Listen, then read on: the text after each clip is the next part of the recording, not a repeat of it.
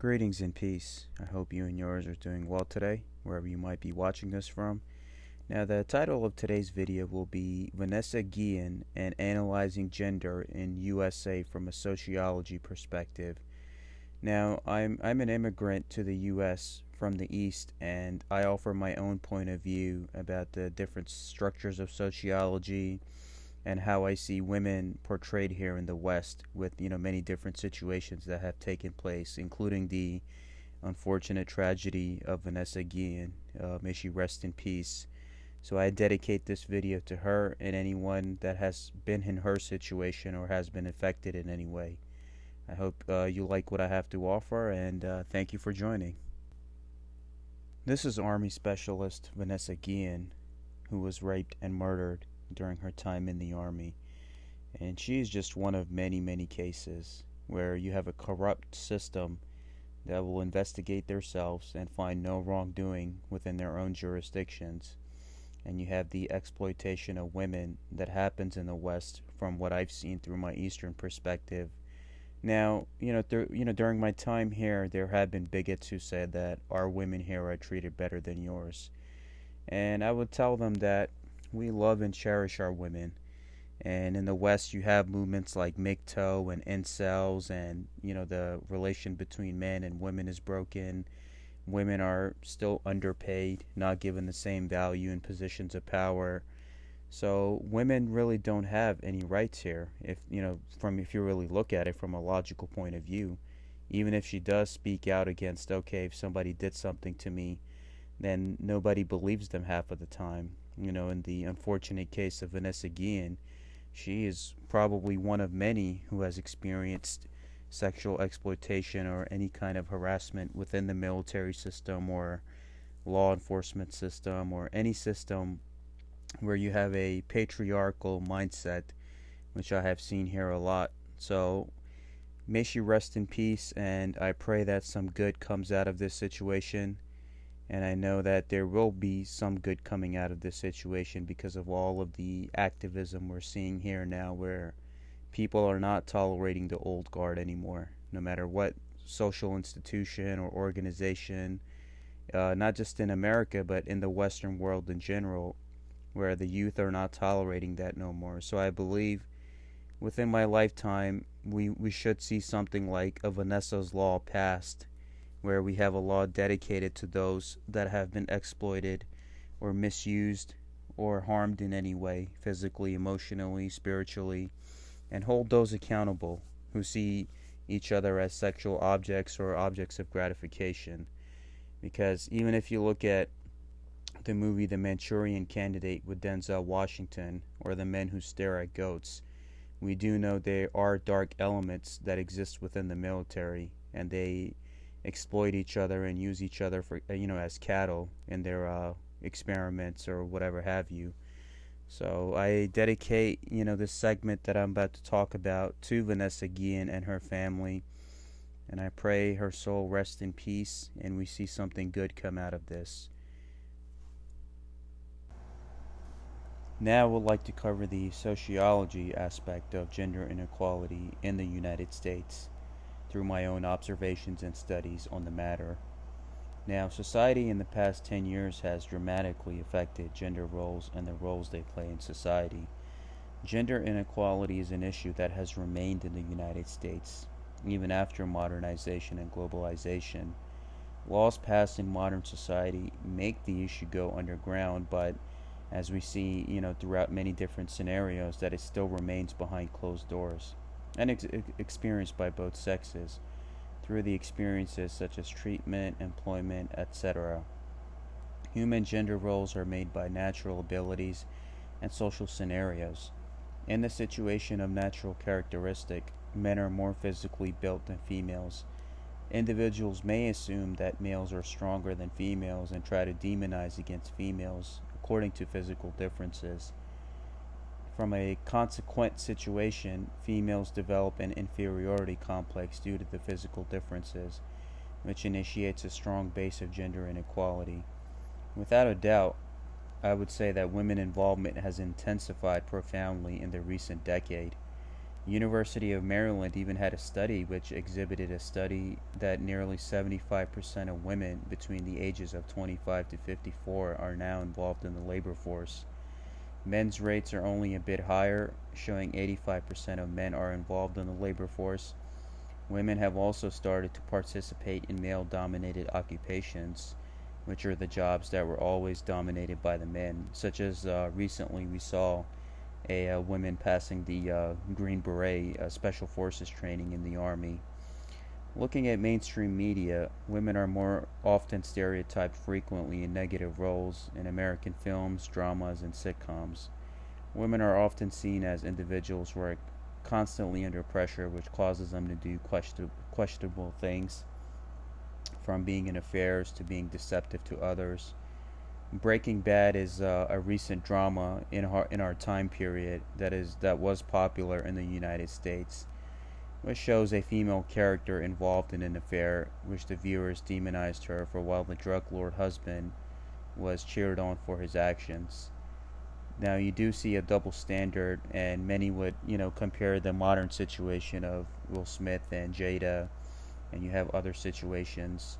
So there is that rift between men and women that exists here because, the family has been broken, and there are a lot of social movements and agendas that keep men and women away from each other. Now, if you look at it from a spiritual point of view, in order for you to become whole, the masculine and feminine energies must become one, such as, in our Islamic faith, where half of your faith is incomplete unless you get married, because you need both of those forces combined in order to create that magic and to create that life force within humanity. Now, this double standard, even shown in a modern show, holds true for many Americans, as the female is still looked down upon, which unfortunately is still keeping gender inequality alive. The media scene constantly tries to promote promiscuity among young girls watching television in America, as they see reality shows and see how the females are often in negative situations, which ultimately programs the young girl watching, because children become what they see and hear, and majority of kids today in the United States are in front of their televisions or their tablets or computers most of the times. The magazines, models, shows, and many other things that are pressurizing girls to look a certain way, while they fail to realize is that majority of the works in the mainstream is photoshopped, or it's a female model with loads of makeup on. This is unfair, as young girls start developing the looking glass complex, which they always try to view their image through others, or always try to please others in terms of appearance, because that is what the mainstream programs them for, with subliminal messages and encouragement to buy their products so they can look pretty and accepted.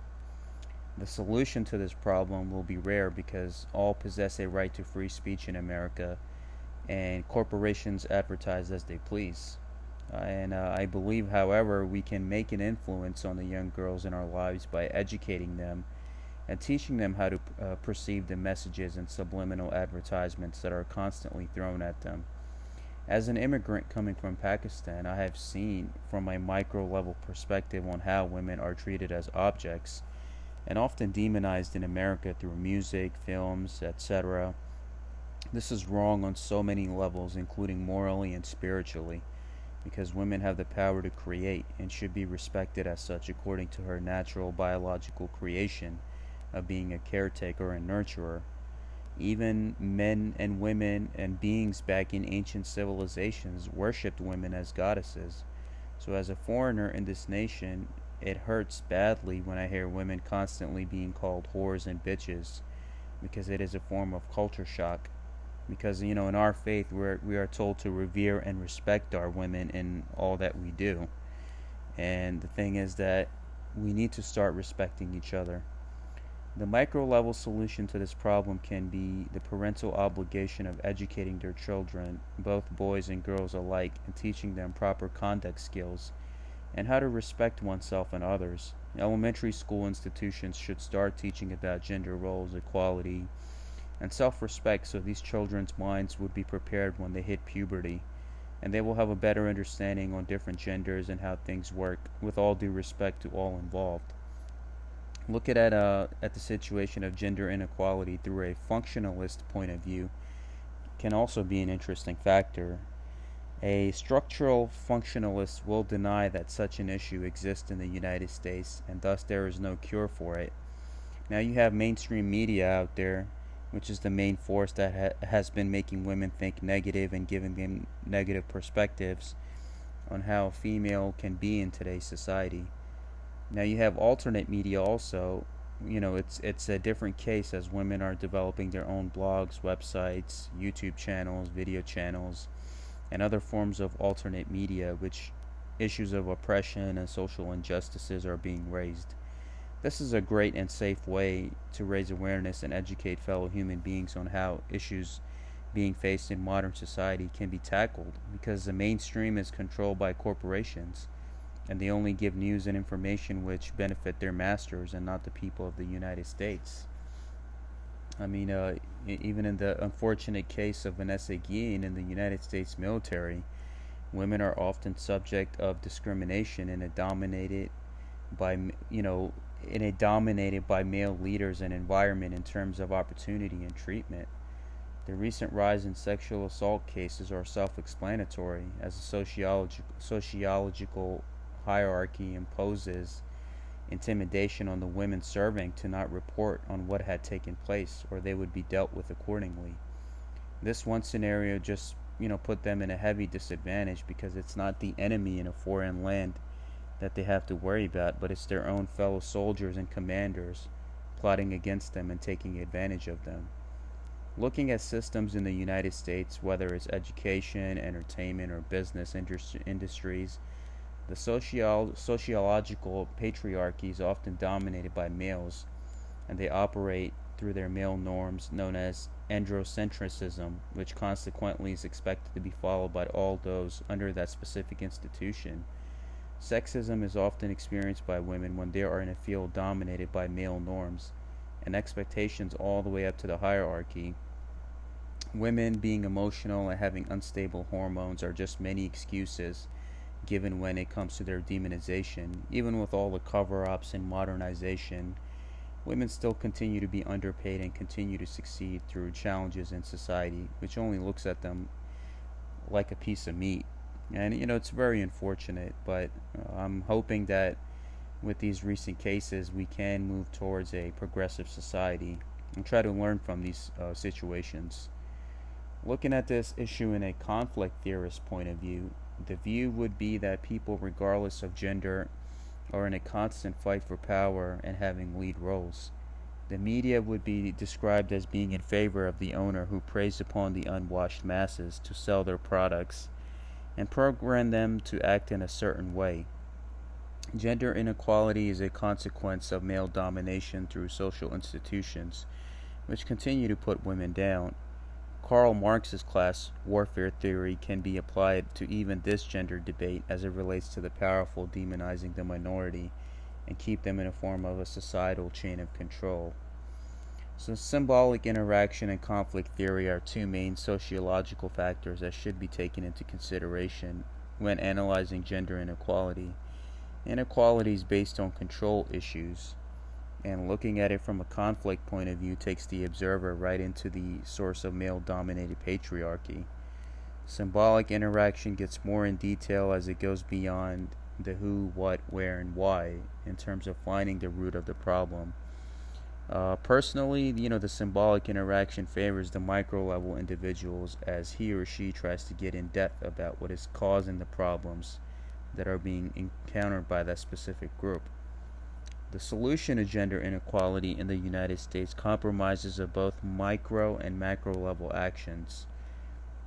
Micro level situations can consist of the education of the people on equal rights and voicing their opinions to social institution with the demand of both sexes being portrayed in an equal and respectable manner. Macro level solutions can be selecting women to be in prominent positions to increase tolerance and promote social changes within larger institutions that ultimately dictate what the micro-leveled individual is exposed to on a daily basis. Social institutions should recruit for top female prospects in the nation for jobs, which in the long run produces leaders and teachers of this modern society. Now, as we see in not just in Europe and New Zealand and anywhere where COVID has spread, how those nations that had women leaders were able to handle it better and to bring their countries back to life, because when you put them in leadership positions, their biological nature of being protectors and nurturers comes to the forefront, and we must give them their due respect and not demonize women in any way, where there are social movements within the female society which separates them from men, and then you have all these other movements that are anti-female within the male society that separates them from the females. So Western society has a lot to look at. They need to start to look themselves in the mirror and know, okay, these are the problems we have, and under the illusion of freedom, or thinking we live in a free society, nobody really has a right to do anything or speak out against anything. Just like how we see women in the military, that they just get gaslighted or they get shut out, or a lot of them lose their careers, or worst case scenarios, their lives, if they open their mouth too much. Now we also should have courses that should be offered in education institutes which promote gender equity, along with respect of seeing past the illusions the media puts in front of the individual. Gender barriers should be directly addressed by our leaders, and solutions should be implemented in a peaceful and united way that can help promote gender equity and women's rights in general, which is still an issue in the modern 21st century era. Gender inequality is still a social issue that has gained some gains, but remains to be an issue with large gaps when it comes to opportunity and equal opportunity for women in the United States. Until these problems are addressed in our society, equal income and recognition will continue to be the major cause of gender inequality. For most women who want to have careers in today's societal labor force, the United States is a great country that offers many opportunities for all and a free, privileged life to women, which is still a lot better in comparison to other places. I mean, if the issues affecting American women are addressed in terms of equality, the American women can become role models to the women and men growing up here. And the ultimate key in the end is just education and awareness, and to start speaking out against these injustices wherever you might see them or find them in society. And I know there are fathers who have daughters, and there are mothers who have daughters. So we must root out this predatory system where women are looked upon as sexual objects, whether it's in law enforcement, military, the adult industry, and that lack of feeling between a man and a woman. We've got to start addressing these things, because we're losing our focus day by day, and I see that there's a lack of relationships and marriages and children compared to the time of our parents and grandparents. And we must not let those with an agenda in any institution to try to divide us from one another. And in the memory of Vanessa, we must keep fighting for this, where everyone is treated equally, because a woman is a mother, she's a sister, and she's a wife. She's so many things, and all the roles that she fulfills. A man is a husband, father, friend, brother. So everyone has the right to a dignified existence. And anywhere where you see disunity, and even for females, I would advise them that if you see any movements which tells you to separate from men or causes any kind of separation, just know that that's against you. For men, if you see any movement that tells you to demonize women and to separate yourself from them, that's against you. And to both of you, I tell you, anywhere where you see the demonization of each other, through music, through the adult industry, through movies, anywhere where you see that, don't patronize them, and let the beast starve to death. And I hope with the awakenings, spiritual awakenings that are occurring, I will see a society where everyone has the right to a dignified existence and are not just looked upon as objects, and a society which values money more than human life.